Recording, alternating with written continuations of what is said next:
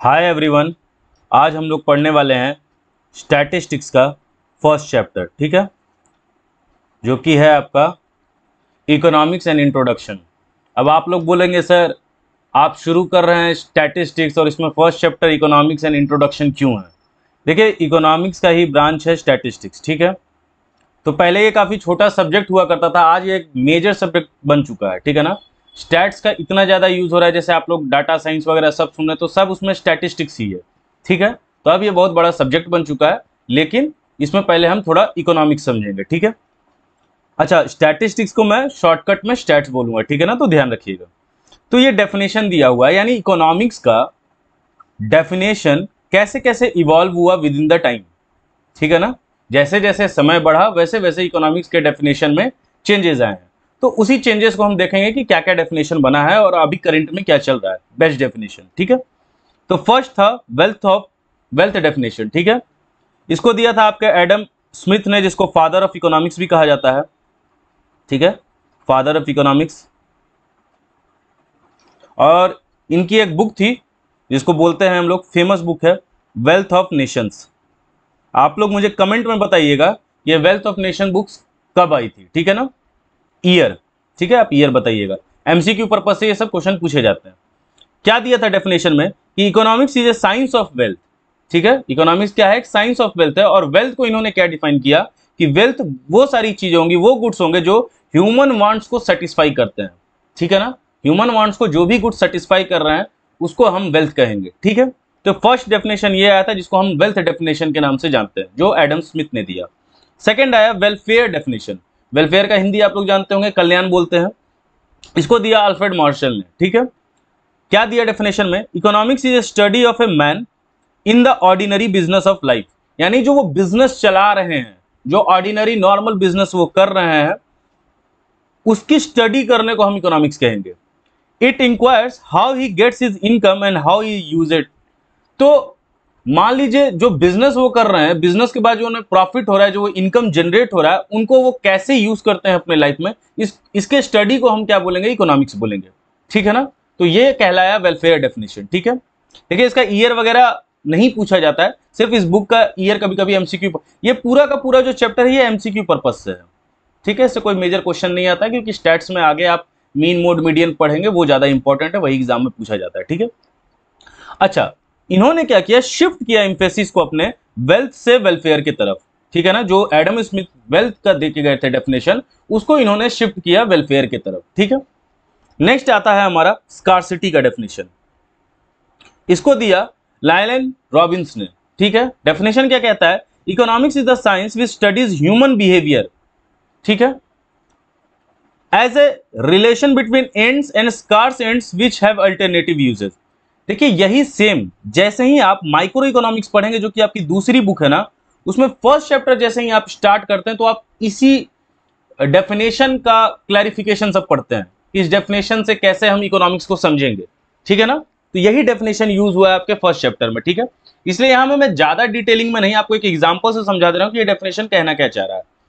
देखिए, scarcity definition है, ये क्या करता है? इकोनॉमिक प्रॉब्लम को एराइज करता है। अब इकोनॉमिक प्रॉब्लम एराइज होते कैसे हैं?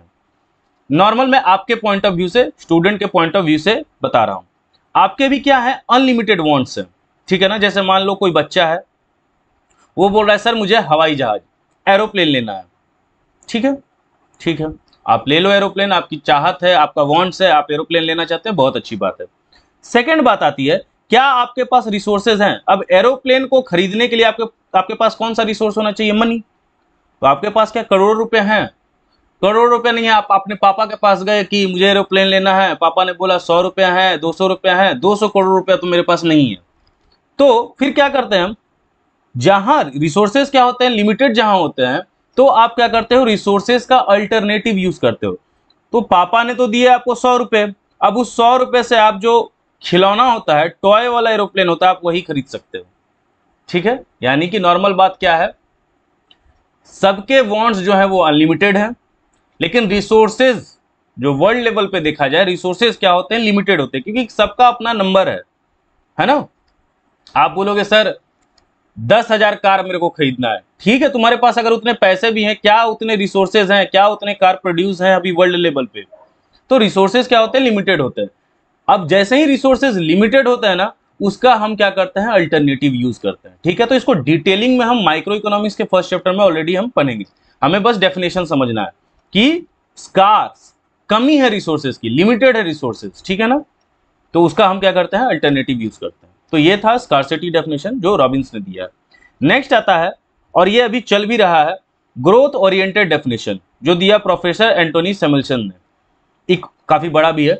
Economics is the study how man and society choose. अब जैसे हर जगह हम इंडिविजुअल की बात कर रहे थे, तो ऐसा थोड़ी है, जैसे आप अभी 11th में तो माइक्रो इकोनॉमिक्स पढ़ते हैं यानी इंडिविजुअल के बारे में, लेकिन जैसे ही आप 12th में जाइएगा मैक्रो इकोनॉमिक्स पढ़िएगा। क्या पढ़िएगा, macro economics.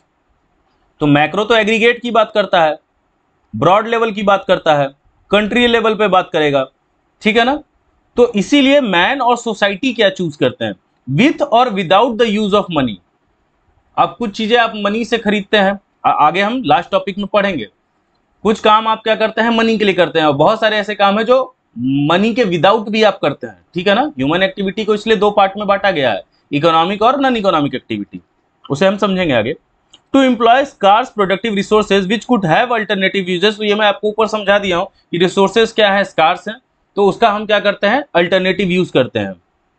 To produce various commodities over time and distribute them for consumption now and in the future among various peoples and groups of society. अब आप नॉर्मल समझिए, इस यहां से यहां तक की बात, ये तो अल्टरनेटिव यूजेस वाला आप समझ गए होंगे। इस चीज को समझिए, ऐसे भी इकोनॉमी में क्या हो रहा है जनरली देखिए, एक आप हो गए जिसको मैं बोल रहा हूं कंज्यूमर।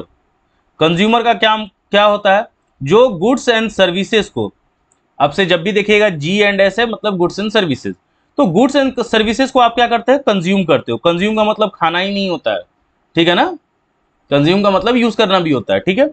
तो कंज्यूमर क्या करता है, गुड्स एंड सर्विसेज को कंज्यूम करता है।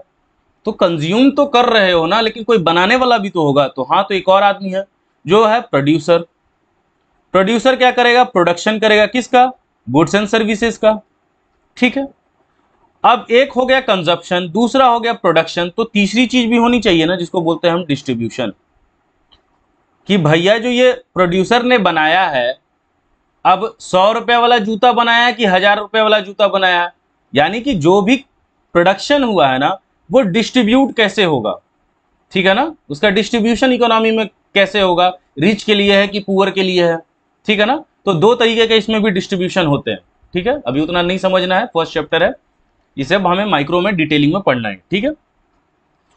तो कैसे कमोडिटीज ओवर टाइम प्रोड्यूस हो रही है, डिस्ट्रीब्यूशन उसका कैसे हो रहा है, किसके बीच, पीपल्स के बीच और ग्रुप्स ऑफ सोसाइटी के बीच, ठीक है। तो ये है ग्रोथ ओरिएंटेड डेफिनेशन जो प्रोफेसर एंथोनी सैमुअल्सन ने दिया है।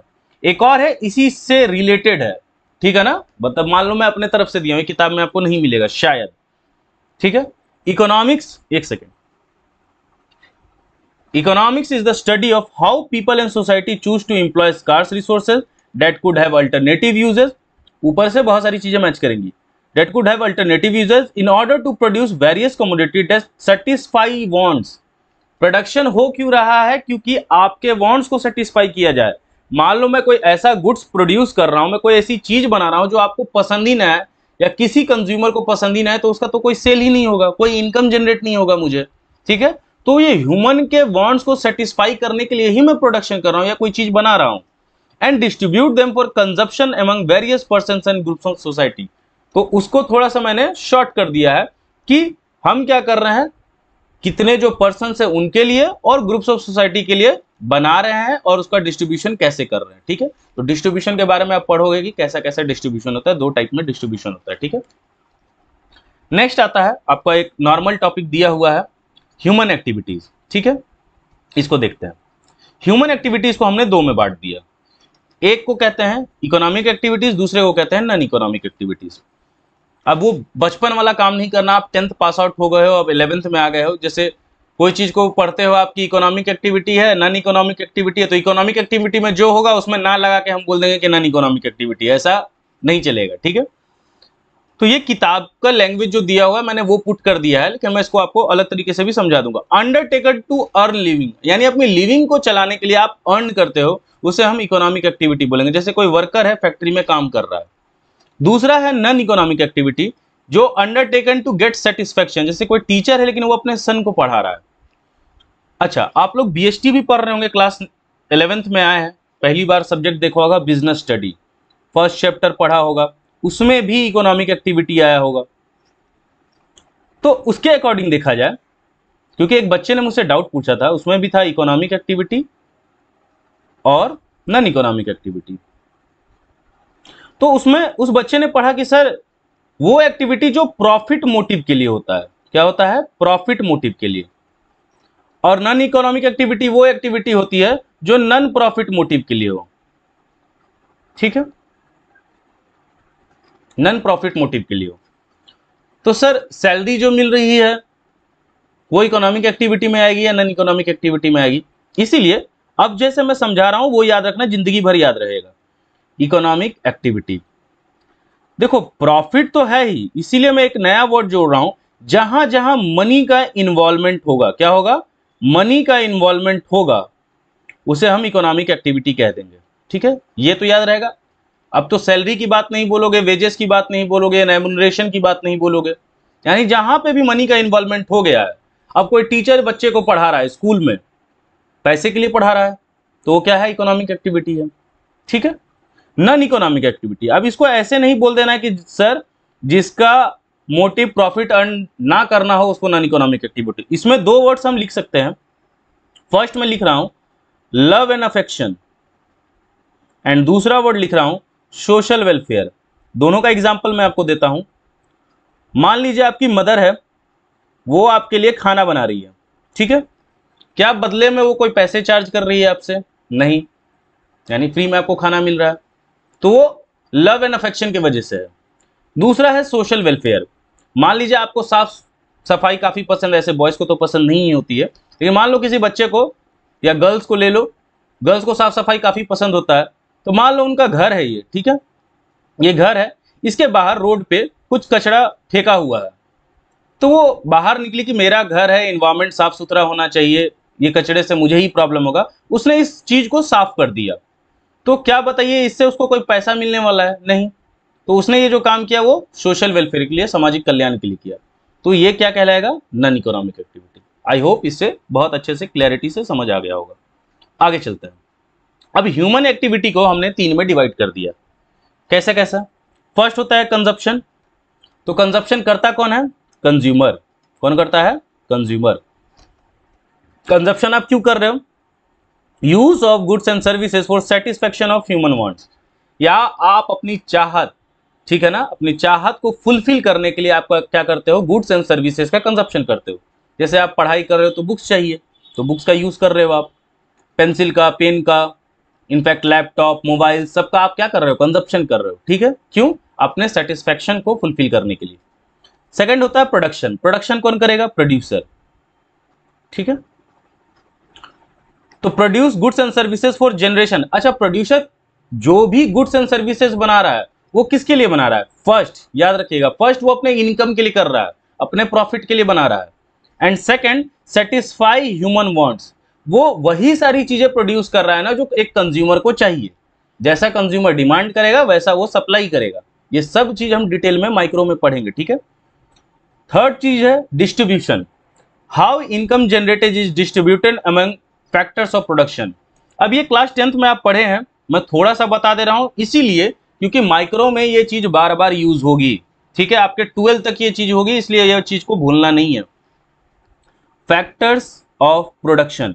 फैक्टर्स ऑफ प्रोडक्शन में आपने 9th में पढ़ा होगा, थोड़ा बहुत 10th में भी यूज हुआ होगा। फर्स्ट होता है land, labour, capital, and fourth is entrepreneur. अच्छा, इसको फैक्टर ऑफ प्रोडक्शन बोला जा रहा है, यानी कि ये सारे प्रोडक्शन के फैक्टर्स हैं, अगर ये नहीं रहेंगे तो प्रोडक्शन नहीं हो सकता है। ठीक है, अच्छा पहले ये चीज समझ लीजिए, लैंड से हमको क्या मिलता है? रेंट। लेबर को क्या देना पड़ेगा? सैलरी या वेजेस। कैपिटल का इंटरेस्ट, और एंटरप्रेन्योर को क्या मिलता है? प्रॉफिट। तो ये फैक्टर्स ऑफ प्रोडक्शन कैसे हुए? जैसे मान लीजिए ये लैंड है, मेरा ही लैंड है, तो ये लैंड है, इस पर कुछ प्रोडक्शन होगा?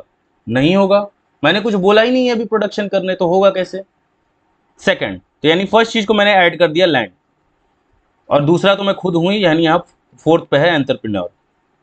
ठीक है, सेकंड हो गया लेबर। लेबर मैंने 10 बुलाए हैं, 10 लेबर आ गए, लैंड पे आ गए। मैं अगर बताऊंगा ही नहीं कि करना क्या है, कैसे करना है, तो कोई काम हो नहीं सकेगा, क्योंकि एंटरप्रेन्योर है, क्या प्रोडक्शन करवाना है एंटरप्रेन्योर यानी मालिक ही बताएगा। एंड थर्ड है कैपिटल, ठीक है ना, यानी कौन सी मशीनरी यूज करने वाले हैं, मशीन्स ज्यादा होगा कि लेबर ज्यादा होंगे, है ना, फैक्ट्री लगानी है, बिल्डिंग्स बनाने हैं, तो कैपिटल लगेगा। ठीक है, तो ये चारों जब मैच करते हैं ना तभी आपका प्रोडक्शन हो सकता है, नहीं तो प्रोडक्शन नहीं होगा। कुछ चीजों में एक आध चीज ना रहे तो भी प्रोडक्शन हो सकता है, लेकिन ये सब चारों काफी जरूरी है प्रोडक्शन करने के लिए, तो ये बात आप याद रखिएगा। और फैक्टर ऑफ प्रोडक्शन में ये चारों हो गए, और इनको देना क्या पड़ता है, लैंड की जगह रेंट, अगर आपने रेंट पे लिया, अगर अपना खुद का है तो प्रॉफिट ही आपको जनरेट होगा, लेबर को सैलरी या वेजेस, कैपिटल में इंटरेस्ट, और एंटरप्रेन्योर में प्रॉफिट। ठीक है, तो ये रहा आपका चैप्टर जो कि कंप्लीट हुआ। ठीक है,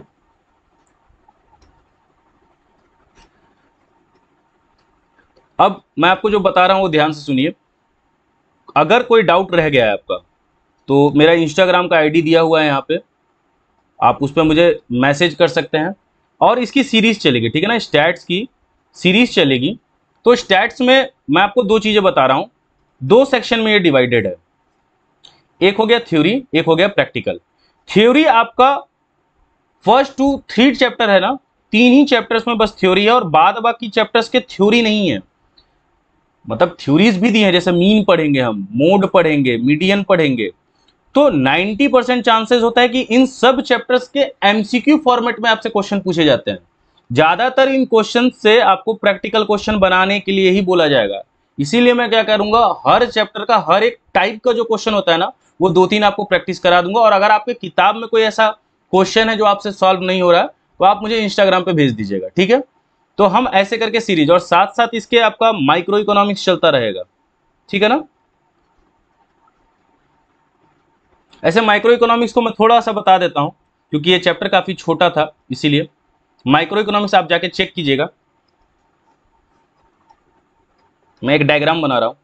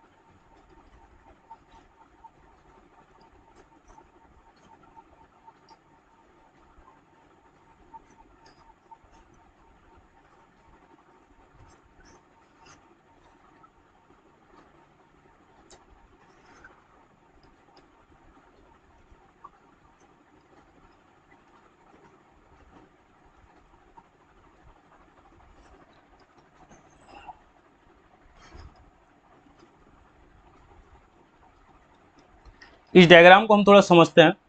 ठीक है, कंज्यूमर कौन होता है, जो गुड्स एंड सर्विस को क्या करता है, कंज्यूम करता है, उसको हम कंज्यूमर कहते हैं। ठीक है, तो आप भी कंज्यूमर हैं, आपको बहुत सारे गुड्स एंड सर्विसेज चाहिए, like pencil, pen, mobile, laptop, various things हैं, तो आप कंज्यूमर हैं। अब हम एक एग्जांपल लेके चलते हैं कि कोई बच्चा है, उसने बोला कि सर मुझे 10,000 का एक शर्ट पहनना है, 10,000 का एक शर्ट चाहिए, फेयरवेल या कुछ ऐसा आ रहा है प्रोग्राम, मुझे वो शर्ट पहन के जाना है। तो इस कंज्यूमर ने डिमांड किया। अच्छा, डिमांड हम किसको बोलेंगे, डिमांड 3 चीजों को मिला के बनता है। देखो ये सब हम डिटेलिंग में पढ़ेंगे, मैं आपको एक ओवरव्यू दे रहा हूं माइक्रो इकोनॉमिक्स का स्टार्टिंग का। ठीक है ना, तो डिमांड किसको कहेंगे, फर्स्ट होता है, यहां लिख रहा हूं मैं, फर्स्ट होता है आपकी विलिंग होनी चाहिए, या बोल सकते हो डिजायर, एक सेकेंड, डिजायर होना चाहिए। ठीक है, दूसरा होना चाहिए आपके पास परचेजिंग पावर। ठीक है, एंड थर्ड होता है विलिंगनेस टू स्पेंड मनी। इस चीज को समझते हैं। जैसे मान लीजिए किसी बच्चे का डिजायर है कि मुझे आईफोन खरीदना है, मुझे आईफोन बहुत पसंद है, 1,80,000 1,20,000 का फोन है, मुझे पसंद है, मुझे खरीदना है। अब दूसरा पॉइंट क्या है, परचेजिंग पावर होना चाहिए, यानी उसके अकाउंट में 1,20,000 रुपए होने ही चाहिए, यानी खरीदने की क्षमता, पोटेंशियल। एंड थर्ड है विलिंगनेस टू स्पेंड मनी, क्या आप सच में 1,20,000 रुपया इस फोन पे खर्च करना चाहते हैं कि नहीं। अगर ये तीनों चीजों में आपका हाँ है तो ये आपका डिमांड कहलाता है। जैसे बहुत सारे लोग होते हैं जिनका डिजायर भी होता है आईफोन रखना, परचेजिंग पावर भी होता है, उनके बैंक अकाउंट में 5 लाख 6 लाख रुपए हैं, लेकिन वो उस चीज पे इतना पैसा खर्चा नहीं करना चाहते कि एक फोन के लिए मैं 1,20,000 रुपये खर्चा नहीं करूंगा, तो वो उनका डिमांड नहीं कहलाएगा। जब ये तीनों चीजें मैच कर जाती है तभी डिमांड कहलाता है। तो मान के चलते हैं ये बच्चे का डिजायर, परचेजिंग पावर और स्पेंड करने का भी मन है, ठीक है। तो इसने ये बात जाके बोलेगा कहाँ, मार्केट में डिमांड करेगा कि भैया मुझे शर्ट दिखा दो 10,000 वाला और ऐसा ऐसा कलर कॉम्बिनेशन मेरे को चाहिए। मार्केट में जो आदमी बैठा है वो बोला कि भाई ऐसा शर्ट तो मेरे पास है ही नहीं, तो ये फोन करेगा प्रोड्यूसर को कि भैया ऐसा ऐसा बच्चा आया है, ऐसा ऐसा शर्ट का डिमांड है, आप शर्ट बनाओ। ये बात पहुंची प्रोड्यूसर को। प्रोड्यूसर कौन है, जो गुड्स एंड सर्विसेज को प्रोड्यूस करता है। क्या करता है, गुड्स एंड सर्विसेज को प्रोड्यूस करता है, ठीक है। तो उसने क्या किया, प्रोडक्शन शुरू करवाया। प्रोडक्शन में भी बहुत सारी चीजें पढ़नी है, लेकिन अभी आप जान के चलो, प्रोडक्शन करवाया यानी बनाने का काम शुरू करवाया। बनाने के बाद क्या हुआ, उस पर कॉस्टिंग लगी। कॉस्टिंग यानी खर्चा, सिर्फ उस शर्ट को बनाने का खर्चा क्या है, 10,000 में बेचेंगे, लेकिन बनाने में कितना लगा, 6,000 रुपए लगे कि 7,000 रुपए लगे सिर्फ उसको बनाने में, तो वो आपका हो गया कॉस्टिंग। अब उसको क्या करोगे, सप्लाई करोगे आप, तो आप उसको कर रहे हो सप्लाई। अब इस बच्चे को शर्ट पसंद आ गया, वो शर्ट खरीद लेगा, तो जो प्रोड्यूसर है जिसने इस चीज को बनाया है उसको क्या मिलेगा, प्रॉफिट यानी रेवेन्यू मिलेगा। अब आप जाके चेक करोगे माइक्रो इकोनॉमिक्स का जो आपका फर्स्ट जो इंडेक्स होता है उसमें आपके यही सारे चैप्टर्स हैं जिनको हमें डिटेलिंग में पढ़ना है, ठीक है। तो ऐसे करके माइक्रो के भी वीडियोस आते रहेंगे, स्टैट्स के भी वीडियो आते रहेंगे, ठीक है। आप बस कनेक्ट रहिए और अच्छे से पढ़ते रहिए, फिर हम लोग मिलेंगे, ठीक है ना। तो लेकिन फिर भी कोई इस चैप्टर का भी डाउट है तो आप मुझे इंस्टाग्राम पे जरूर बताइएगा, ठीक है ना। इसके बाद में सेकंड चैप्टर जो कि meaning, scope and importance of statistics है उसको पढ़ेंगे, ठीक है। सो बाय, गुड नाइट।